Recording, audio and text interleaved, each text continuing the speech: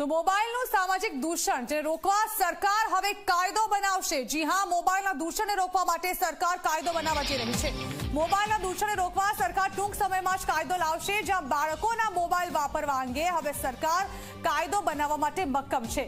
બાળકોના મોબાઈલ વાપરવા મામલે કાયદો બનાવવામાં આવશે। આ અંગે મુખ્યમંત્રી તરફથી સૂચના મળ્યા બાદ કામગીરી શરૂ કરી દેવાશે। મોબાઈલ સામાજિક દૂષણ છે તેવું નિવેદન ઋષિકેશ પટેલ પણ આપી ચૂક્યા છે। મોબાઈલના સામાજિક દૂષણ અંગે સરકાર ચિંતિત હોવાનું પણ તેઓ જણાવી ચૂક્યા છે। તો સામાજિક દૂષણને રોકવા માટે કુટુંબ અને સમાજને તૈયાર થવું પડશે। સુરતમાં યુવતીએ કરેલ આત્મહત્યા બાદ હવે રાજ્ય સરકાર એક્શનમાં આવી ચૂકી છે। મોબાઈલ એક સામાજિક દૂષણ બન્યું છે।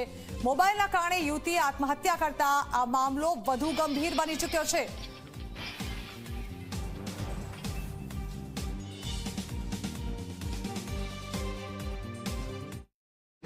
સામાજિક દૂષણ મોબાઈલ નાના બાળકો પણ અત્યારે નાનું બાળક લગભગ હજુ બાલ મંદિરમાં પણ ન ગયું હોય એના હાથમાં મોબાઈલ આપણા કરતાં પણ વધુ ઝડપથી એને વાપરતું થઈ ગયું છે। એવા સમયે એના જે બીજા જે દૂરોગામી અસરો છે આ બાળકો મોબાઈલ વાપરે એના માટે રાજ્ય સરકાર આદરણીય ભૂપેન્દ્રભાઈના ધ્યાને પણ આ વાત આવી છે। એટલે ચોક્કસ રાજ્ય કક્ષાએ કેવી રીતે આને વર્કઆઉટ કરવું એ હવે સીએમ સાહેબની સૂચના મળેથી ચોક્કસ આ સામાજિક દૂષણને રોકવા માટે પહેલાં તો કુટુંબ તૈયાર થાય, સમાજ તૈયાર થાય।